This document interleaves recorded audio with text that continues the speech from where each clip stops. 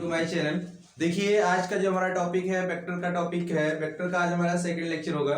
Vector में जो है वेक्टर का वेक्टर अलजेब्रा में पहला टॉपिक हमारा जो है टू पॉइंट बिटवीन डिस्टेंस या 2 पॉइंट बिटवीन वेक्टर। देखिए आपको लिखा दो बिंदुओं को मिलाने वाला सदिश या वेक्टर ज्वाइनिंग टू 2 पॉइंट, मतलब टू वेक्टर के 2 पॉइंट को ज्वाइन करते हैं तो उसके द्वारा कौन सा वेक्टर इक्वेशन आता है या कौन से वेक्टर का लाइन इक्वेशन आता है और उसके बीच की डिस्टेंस क्या होती है। इसके लिए देखिए हमने मान लिया let 2 point P and Q।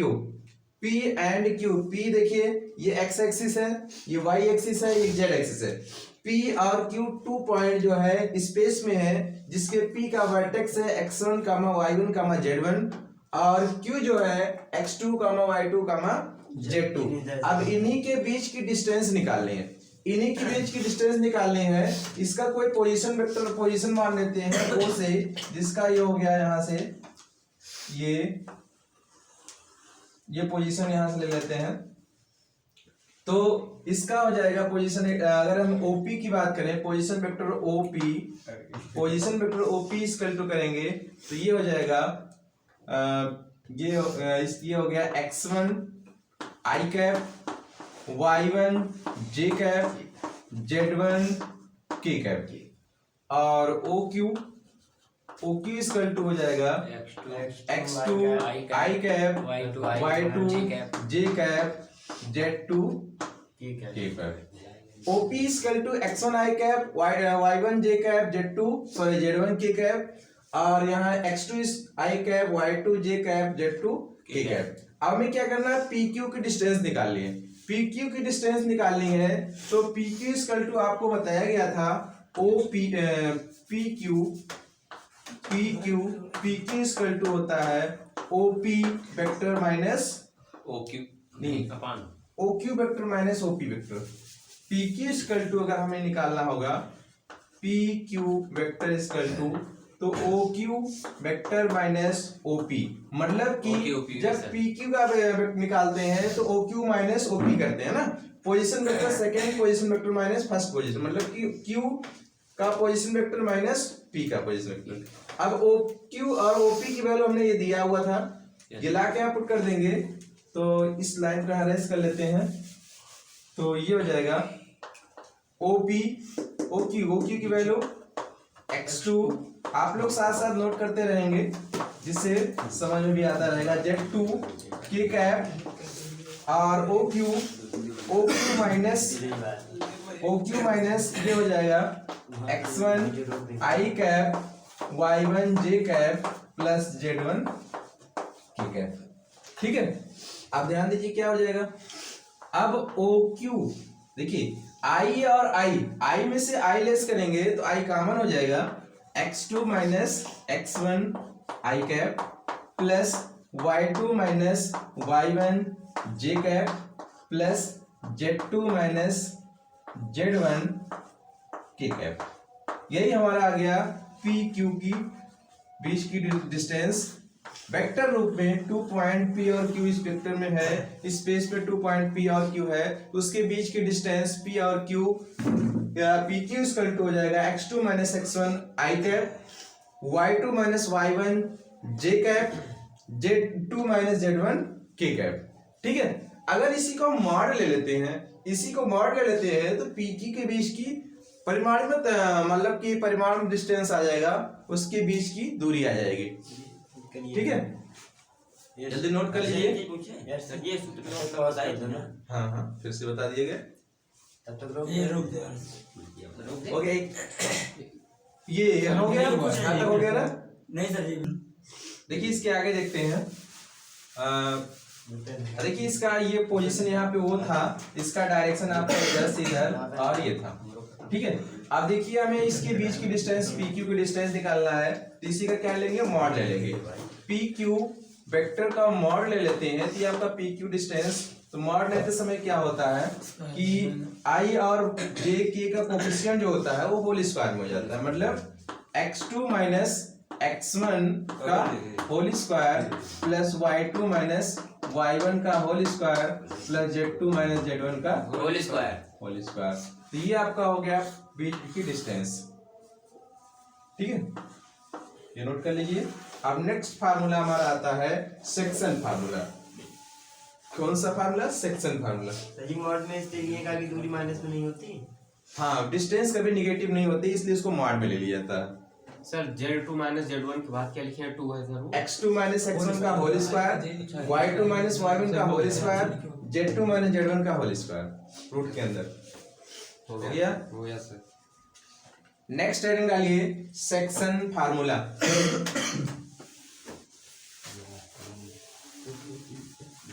विभाजन सूत्र।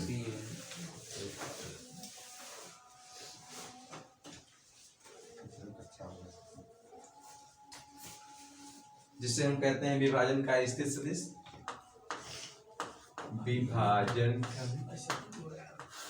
विभाजन बिंदु का स्थित सदिश, स्थित सदिश। Position vector of the dividing point. Position sir हम तो सेक्शन फार्मूला लिख के छोड़ दिए। वो भी सही है। Vector of position vector of A dividing point, dividing point, dividing point. इसमें देखिए क्या है, समझिएगा, ध्यान दीजिए।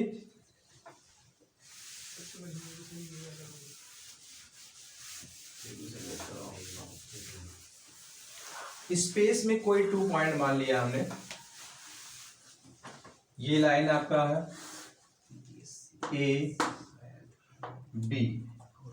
ए बी, यहाँ पे कोई पोजीशन जो है ओ है, और इसके बीच में कोई पॉइंट पी मान लिया गया, ठीक है। ये हो गया इसके बीच, ये आपका होल डिस्टेंस, ये हो गया। इसको हम R1 मान लेते हैं, इसको R2 लेट कर लेते हैं, और इसको हम R लेट कर देते हैं। ये AP ये M रेशियो में है और ये N रेशियो में, इसी को हम सेक्शन फार्मूला कहते हैं। अब देखिए OP, ओ से ए की डायरेक्शन ये हो जाएगी, O से B की डायरेक्शन ये हो जाएगी, O से P की डायरेक्शन ये हो जाएगी, ठीक है। फिर से बता दीजिए। देखिए हमने क्या किया, हमारा टॉपिक है विभाजन बिंदु का स्थित सदिश। मतलब विभाजन बिंदु का स्थित सदिश AB कोई लाइन है A और B, AB लाइन को कोई पॉइंट P जो है M रेशियो N में डिवाइड करता है, M रेशियो N में डिवाइड करता है। तो इसका सेक्शन फार्मूला क्या होगा, वेक्टर रूप में। सेक्शन फार्मूला आप लोगों ने 9th क्लास में पढ़ा है, R equal to R1 M plus R2 N upon M plus N। आपने पढ़ा है ना 9th क्लास में? Yes sir. 9th क्लास में आपने मैथमेटिक्स में ये पढ़ा है, R equal to R1 M plus R2 N upon M plus N, ठीक है। इसी को हम विभाजन सूत्र कहते हैं, इसी को सेक्शन कोऑर्डिनेट ज्योमेट्री में पढ़ा है। तो यही फार्मूला हम इसको ड्राइव कराएंगे वेक्टर फॉर्म में। इसी फार्मूले को वेक्टर फॉर्म में हम ड्राइव करवाएंगे। देखिए कैसे कराते हैं, तो देखिए ये M रेशियो N। सबसे पहले आपको वेक्टर एडिशन का कॉन्सेप्ट क्लियर होना चाहिए। वेक्टर एडिशन क्या होता है, दो वेक्टरों को जोड़। देखिए यहां से कोई वेक्टर स्टार्ट होता है A B कोई वेक्टर स्टार्ट होता है, B से C कोई वेक्टर जा रहा है। इस वेक्टर को स्मॉल a वेक्टर मान लिया गया, डायरेक्शन है। इस वेक्टर को स्मॉल b मान लिया, स्मॉल b वेक्टर। और इसका यहाँ से स्टार्टिंग जो होती है स्मॉल c वेक्टर जो होगा, इन दोनों वेक्टर का resultant vector a plus vector b। यही परिणामी होता है। मतलब एक पॉइंट से जहां से स्टार्ट हुआ है, यहां से वेक्टर a स्टार्ट हुआ, यहीं से फिर गया स्मॉल b वेक्टर, तो यहां से जाने वाला जो वेक्टर बताएगा AC, जिसको हम C मान लेते हैं, AC AB plus BC vector का परिणामी C equal to A plus B vector. यही वेक्टर एडिशन का कॉन्सेप्ट है। इसी कॉन्सेप्ट पे इसको हम प्रूव करेंगे। अभी ध्यान से देखिए, ठीक है। पहले ध्यान से आप लोग देख लीजिए। देखिए सबसे पहले आपको दिया क्या, गिवन में आपको क्या है, कि एपी और पीबी का रेशियो m रेशियो n है। AP given AP upon PB, बातें ना करें, AP upon PB equal to m by n। ठीक है, एपी बाई पीबी की रेशियो m बाई n है। तो एपी आपको बताया गया था कि अगर हम एपी निकालते हैं तो क्या करेंगे, ओपी माइनस ओए, मतलब पोजीशन वेक्टर यही तो है। एपी अगर निकालना है second position vector minus first position. देखिए एपी है तो पी पहले लिखेंगे, ओपी फिर ओए। दिशा में हो तब ना, किसी भी डायरेक्शन में एपी डायरेक्शन चल रहा है ना, ए से पी डायरेक्शन में बनाया है तो ओपी माइनस ओए ही होगा। सर पूरा त्रिभुज ले रहे हैं क्या सर? हम ट्रायंगल ओ, देखिए एपी की बात कर रहे हैं, एपी की बात कर रहे हैं तो ट्रायंगल आपका आएगा ओ ए पी। ठीक है, अब देखिए AP equal to O A P triangle में बात करेंगे तो क्या होगा, ओपी ओपी आपका ये है ना, यस सर, ओपी की वैल्यू कितनी है आर वेक्टर, और OA की वैल्यू कितनी है R1 वेक्टर। ठीक है, ये हो गया AP की वैल्यू। ऐसे हम PV निकालते हैं, PV OP minus PV equal to क्या होगा, PB minus OP minus very good OP second minus first होता है। अच्छा सेकंड माइनस, ध्यान से देखिएगा, मतलब कि ओबी सेकेंड माइनस फर्स्ट, ओबी माइनस ओपी। अब देखिए ओबी की वैल्यू क्या माना है, R2 माइनस R। समझ में आ रहा जी, पीबी। अब देखिए एपी और पीबी की जो वैल्यू आई है वो लाके यहाँ पुट कर दीजिए। कहाँ, यहाँ पुट करेंगे। देखिए हम पुट करते हैं, एपी की वैल्यू क्या है, R minus R1 vector upon R2 minus R1 equal to m by n ratio. ठीक है, क्रॉस मल्टीप्लिकेशन करते हैं, इसका इससे मल्टीप्लाई और इसका इससे मल्टीप्लाई, इसको इससे मल्टीप्लाई करेंगे और इसको इससे मल्टीप्लाई करेंगे, इसको इससे करते हैं तो ये हो जाएगा n R minus R1 equal to m R2 minus, note करते रहिए आप लोग। अब देखिए क्या करेंगे, पीबी की वैल्यू R2 माइनस R होगी ना, पीबी तो आप R2 माइनस R1 लिखिए शायद। कहाँ पीबी की वैल्यू सही तो है, पीबी रहिया, PB equal to OB minus OP. ये इसका रखिएगा, देखिए ratio R2 minus R PB minus R यहाँ पीबी M की जगह नहीं रखे, हाँ यहाँ R होगा चमक दे भाई, चमक दे, अरे स्टॉप कर। अरे वो तो देखिए आप ध्यान दीजिए, इसको मल्टीप्लाई कर लेंगे आपस में, n को इससे मल्टीप्लाई करेंगे, यहाँ पे R1 नहीं था तो इसको मल्टीप्लाई करेंगे तो n R minus n R1। अरे कोई बात नहीं, भी लगा रहे हैं तो ये हो जाएगा n R minus R1 equal to m R2 minus m R, है ना, सब पे वेक्टर लगता रहेगा। तो आप ध्यान दीजिएगा, हमें क्या निकालना है, R की वैल्यू निकालनी, R की वैल्यू हमें फाइंड करनी है। तो इसके लिए इसको यहीं रोक देंगे, n R और इसको इधर ले आएंगे plus m R vector equal to, ये आपका हो गया m R2 वेक्टर और इसको इधर ले आएंगे n R1 वेक्टर। अब देखिए इन दोनों में कॉमन क्या है, R वेक्टर कॉमन है, तो m प्लस n कर लीजिए, चाहे n प्लस m कर लीजिए, ये हो गया m R2 plus n R1 और इसको लिए डिवाइड कर दीजिए, वेक्टर R इक्वल टू हो जाएगा m R2 vector n R1 vector पूरे के अपान m प्लस n। ये आपका फार्मूला बन गया, यही है सेक्शन फार्मूला। ये सेक्शन फार्मूला जो हमने निकाला है इंटरनल का निकाला है, ऐसे सेम एक्सटर्नल का भी आएगा। इंटरनल मतलब क्या समझ अंता विभाजन बाह्य विभाजन।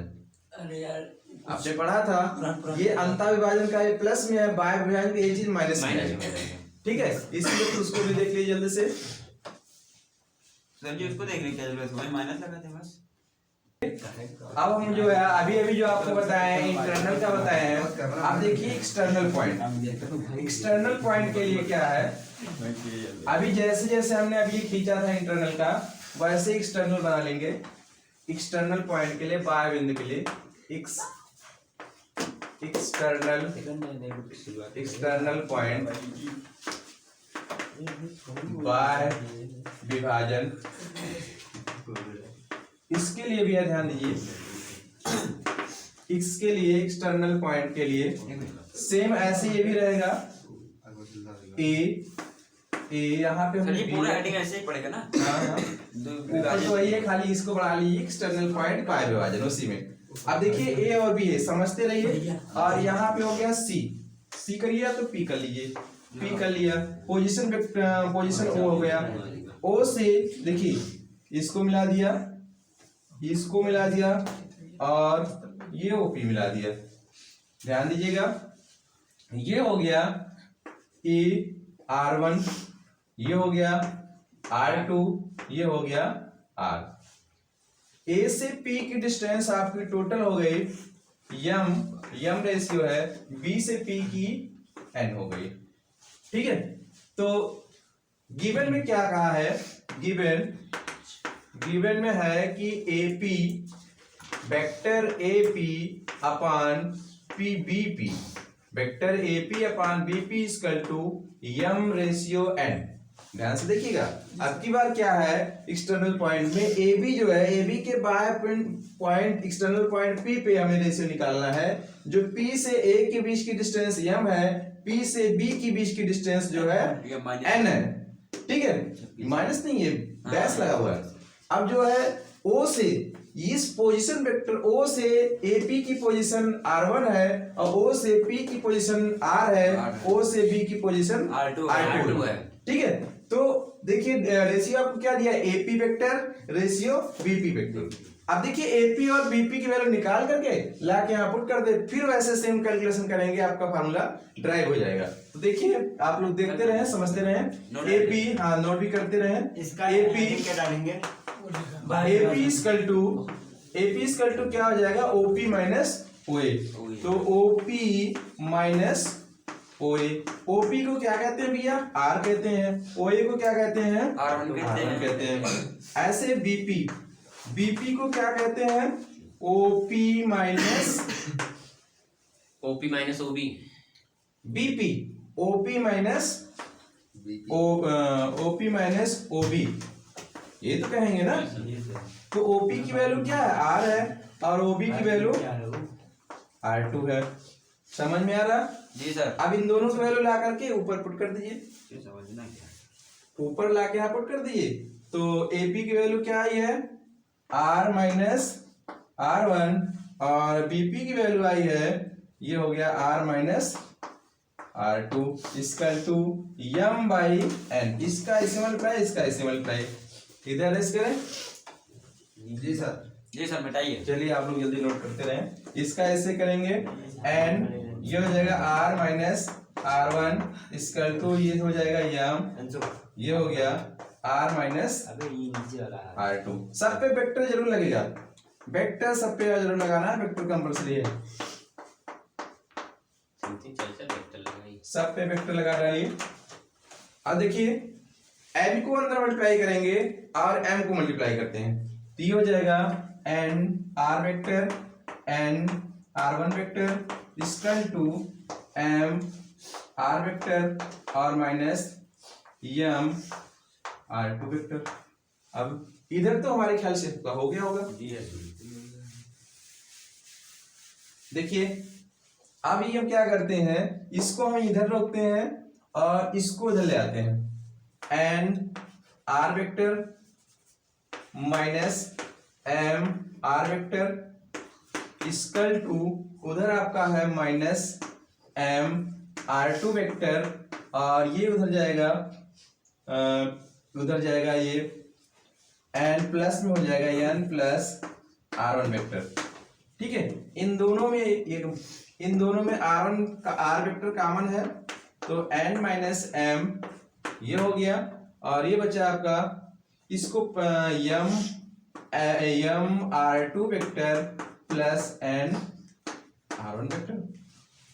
ठीक है, अब देखिए इसको ले जाकर इधर डिवाइड कर देते हैं, तो R इक्वल टू हो जाएगा ये minus m R2 vector plus n R1 vector upon n minus m हो गया। अब हम क्या करते हैं, माइनस ऊपर नीचे जबरदस्ती कॉमन करते हैं, ऊपर कॉमन करेंगे और नीचे भी कॉमन करेंगे। ऊपर कॉमन करेंगे तो यहाँ माइनस आ जाएगा, नीचे कॉमन करेंगे ये आगे आ जाएगा, ये पीछे हो जाएगा, अब माइनस माइनस कैंसिल हो जाएगा। तो देखिए हम यही लिख देते हैं, तो माइनस कॉमन किया तो m R2 vector minus n R1 vector upon m minus n, यहाँ पे भी minus minus minus plus, exact आपका आ गया R vector R equal to हो गया m R2 minus n R1 upon m minus n।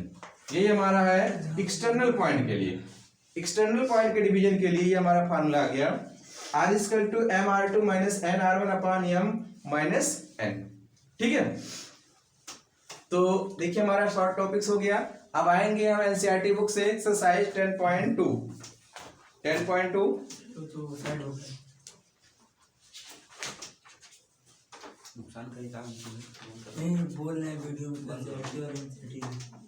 अरे नुकसान गया ऐसे क्या करें सर जी, क्या कहें यार? 10.2 का क्वेश्चन नंबर फर्स्ट है NCERT book exercise question number 1, NCERT book question number 1 10.2। देखिए क्वेश्चन कह रहा है, हिंदी मीडियम का बुक है, देखिए कह रहा है निम्नलिखित सदस्यों के परिमाण का परिकलन कीजिए।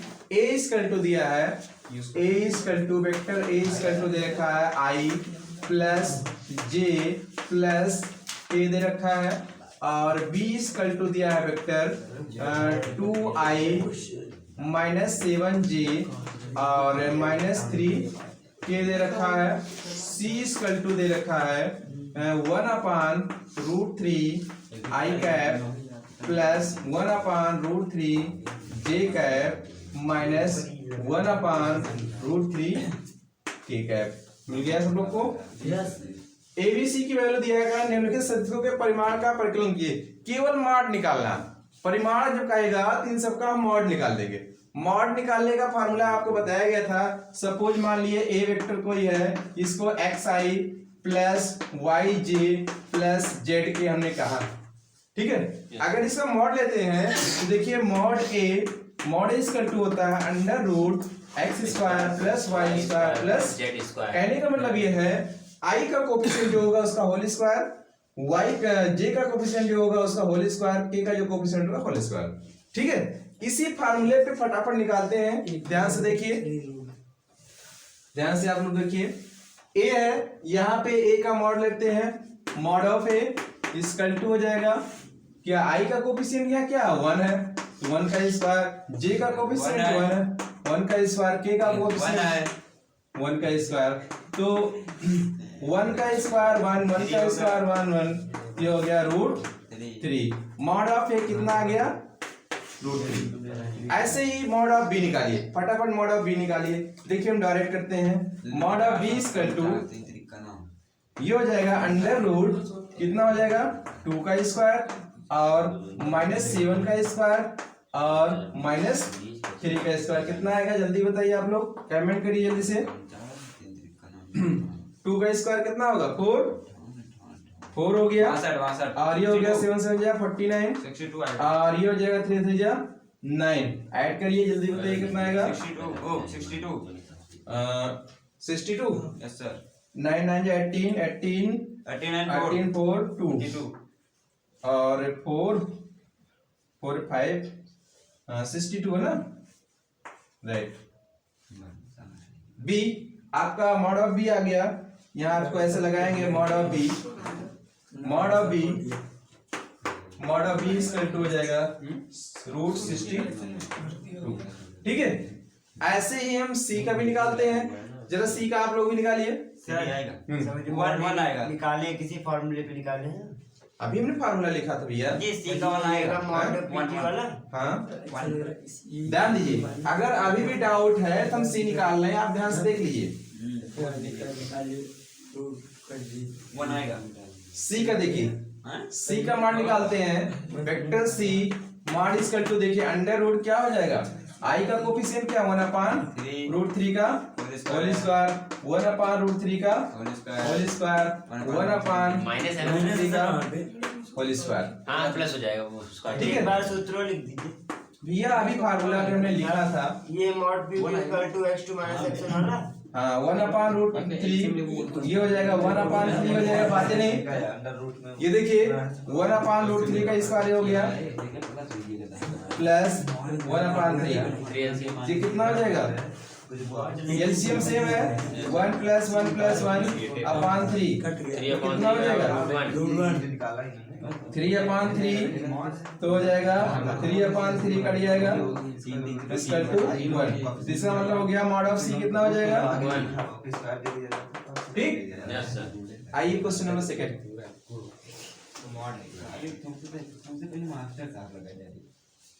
हो गया? सबका हो गया? Yes sir.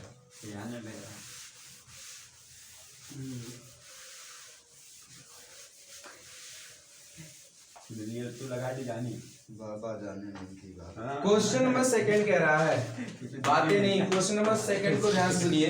Question number second कह रहा है समान परिमाण वाले दो विभिन्न सदिश लिखिए। समान परिमाण वाले दो विभिन्न सदिश लिखिए, मतलब कि परिमाण समान हो, मैग्नीट्यूड इक्वल हो, बट डायरेक्शन कुछ भी हो। ठीक है, सिंपल है। लेट मान लिया a = i + 2j + k cap लिख दिया हमने। ठीक है, i = 2j + k कैप। अब इसका मॉड ले लेते हैं, कितना आ जाएगा? चलिए 4 हैं? 2 आएगा। इसका मॉड ले लेंगे तो 1 का स्क्वायर, 1 का स्क्वायर कितना आ जाएगा? 1 + 4 + 1 √6 आ गया। ये हो गया। ऐसे ही बनाइए कि मॉड तो वही आए लेकिन नीचे कर दीजिए बस, बाकी सब लिखा है कि बी कैप। इसके लिए सिंपल सा तरीका है 2i - j कैप प्लस के हमने ये लगा दिया। कोई मतलब रहता नहीं। फिर इसका मॉड लेते हैं, इसका मॉड लीजिए तो ये क्या हो जाएगा? b 2 का स्क्वायर 2 का स्क्वायर - 1 का स्क्वायर प्लस 1 का स्क्वायर कितना आ जाएगा? 4 + 1 + 1 कितना हो गया? √6। तो mod of A vector mod of B vector equal हो गया। यही कंडीशन कहा था क्वेश्चन में। क्वेश्चन नंबर 3 पे आते हैं, बहुत तेज नोट करिए। क्वेश्चन नंबर 3 कह रहा है समान दिशा वाले दो विभिन्न सदिश लिखिए। डायरेक्शन सेम हो, डायरेक्शन सेम हो और मैग्नीट्यूड डिफर भी हो सकता है। समान दिशा वाले दो विभिन्न सदिश लिखिए। सर अगर ये दोनों समान है तो कोई गलत थोड़ी ना हैं? सर कौन सा क्वेश्चन है ये? क्वेश्चन नंबर 3 जो है समान दिशा वाले परिणाम और दिशा सेम रहेगी तो भी हो सकता है। तो मैं एक ही संख्या ऊपर नीचे लिख दे, a का मान भी b का मान भी होगी। थोड़ा सा डिफर करेंगे, देखिए जो बनिए सन कर रहे हो पेन न उठो हल बा भैया काहे बात करे होगा। वैसे हो गया सबका? ये सब तो नोट ही है सर। यार मुंह जवानी सवाल में तो मैं काफी पर लेके का बैठा है। हम कौन देखा जी हल करे भी। क्वेश्चन नंबर 3 है। क्वेश्चन नंबर 3 कह रहा है समान दिशा वाले दो विभिन्न सदिश। मान लिए लेट कर लिया vector a = i + j + 2k। बातें नहीं, vector a = i + j + 2k ये हो गया।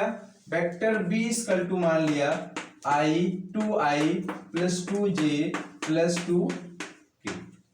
जब दोनों के कोफिशिएंट सेम होते हैं तो पैरेलल समान सेम डायरेक्शन के होते हैं। अब देखिए इसका मान ले लीजिए, तो कहाँ सेम है सर? सर कहाँ सेम है? देखिए 2 कॉमन कर लीजिए, Yes, sir. वही चीज तो आ रहा है आपका। कहाँ आ रहा हूँ हाँ ऊपर तो नहीं है। a का कॉन्स्टेंट यहाँ है। सॉरी यहाँ पे 1 कर लीजिए। अब सही है ना? Yes sir. अब देखिए इसका हम मॉड ले लेते हैं, इसका मॉड ले लेते हैं 3 तो ये हो जाएगा, इसका रूट 3 आ जाएगा ना। इसका मॉड लेंगे कितना आ जाएगा? रूट 3 12 12 4 हाँ तो रूट 3 1 + 1 कितना हो जाएगा? √3। इसका मॉड ले लेते हैं तो रूट 3 2 का स्क्वायर प्लस 2 का स्क्वायर प्लस 2 का स्क्वायर मतलब 2 का स्क्वायर कितना हो गया? बोलिए। रूट 3 ये हो जाएगा 3 × 2 का स्क्वायर, तो 2 का स्क्वायर मतलब रूट का 2 हो जाएगा बाहर, ये 3 हो गया। ठीक है, तो इसमें क्या है, जब डायरेक्शन सेम होगा तो मार्क डिफरेंस होते हैं, लेकिन डायरेक्शन आपका सेम है क्योंकि आई जे के यहाँ है, यहाँ पे 2 कॉमन कर लेंगे तो सेम वही हो जाएगा। यहाँ पे देखिएगा बी वेक्टर इक्वल टू ये होगा 2 कॉमन कर लेंगे आई प्लस जे प्लस, ठीक है, आपको यही लिखना था बस। इसमें सर जी तो मतलब इन दोनों में तो अनंत हो सकता है ना। हाँ बहुत सारे हो सकते हैं। अब देखिए क्वेश्चन नंबर 4 कह रहा है x और y के मान ज्ञात कीजिए ताकि सदिश a सदिश 2i + 3j और xi + yj समान हो। मतलब x और y का मान वही आज जो आगे हाँ, दिया है वही बस। होना चाहिए तभी समान होगा। ध्यान दीजिए, हो गया सबका? ये सर बेटा कुछ दिया भी है क्या करना तो मिटा दी। पढ़े तो मास्टर कहाँ किताब क्वेश्चन नंबर 4 कह रहा है तुम suppose that vector a equal to, हमने मान लिया कि 2i + 3j और कही गई ना। फुल होगा स्पेस। नहीं 19-20 मिनट में स्पेस नहीं है। हाँ इसको देखिए बस होने वाला है, ये देख क्वेश्चन बताएंगे 5 क्वेश्चन के लिए। उसे भी होगा देखिए उसे भी होगा। अब देखिए ये a इक्वल टू b, देखिए ये दोनों क्या कह रहे हैं, दोनों वेक्टर इक्वल है, ये दोनों वेक्टर इक्वल है तो vector a equal to vector b, तो 2i + 3j equal to xi + yj, ठीक है। इक्वल टू रहेगा वहाँ पे इक्वल टू रहेगा ना। हाँ इक्वल रहेगा यहाँ पे। हाँ सर हाँ? आई और जे के कोएफिशिएंट को तुलना करने का। हाँ देखिए i के कोएफिशिएंट को i से, x इक्वल टू 2, j के कोएफिशिएंट को j से, y इक्वल टू 3, यही आपका आंसर हो गया। आंसर हो जाएगा। ठीक है, जवानी को इस तरह नहीं बंटी गंटी हो जाके जवानी ये करेगा। सर 5 नंबर के दूर का 5 एग्जाम में भी मुझे हो गया। वो पे चाहिए चल रहा है सर। क्वेश्चन नंबर 5 कह रहा है एक सदिश का प्रारंभिक बिंदु 2,1, एक सदिश का प्रारंभिक बिंदु 2,1 मान लीजिए A पॉइंट है जिसका दिया है 2,1 और B पॉइंट है जिसकी वैल्यू दे रखी है -5,7, ये दिया ना। A की वैल्यू है, A की वैल्यू 2,1, B की वैल्यू -5,7 दिया है। इसको हम अगर हम AB निकालते हैं, AB निकालते हैं तो क्या कहेंगे, OB माइनस OA, यही तो हमने पढ़ा है पोजीशन वेक्टर में। OB अब देखिए OB को लिख देंगे, इसको हम लिख देंगे OB यही है हमारा, ये हो जाएगा 5i + 7j, ये हो गया, माइनस OA मतलब कि 2i + j, ठीक है। ijk में लिखा गया, इसको भी ijk में लिख दिया गया, फार्मूले से निकल पाएगा बस। अब इसको देखिए, इसमें इसको लेस करेंगे कितना आ जाएगा, -7i, इसको इसमें करेंगे तो ये +6j, ठीक है। अब यही आपका सदिश में, सदिश रूप में यही आ गया। वेक्टर फॉर्म में आपका ए बी यही हो गया। अब इसको स्केलर क्वांटिटी में देखेंगे, स्केलर में आपका हो जाएगा, हाँ स्केलर में आदिश रूप में परिहार लिखते हैं सदिश, ये सदिश रूप में वेक्टर है। अब आदिश मतलब क्या सर? ये सदिश मतलब कि वेक्टर फॉर्म है, ये वेक्टर फॉर्म में है, ये स्केलर फॉर्म है। ए बी स्क्वायर टू आ जाएगा स्केलर फॉर्म में जो आपका आएगा वो -7, ठीक है। चलिए 5 क्वेश्चंस आपके हो गए एनसीईआरटी बुक के, यस सर। और सेक्शन फार्मूला हो गया, खोजा पूछे तब भी और बाकी जो है नेक्स्ट क्वेश्चंस तो आपको नेक्स्ट वीडियो में फिर मिलेंगे। आज के लिए इतना ही, थैंक यू।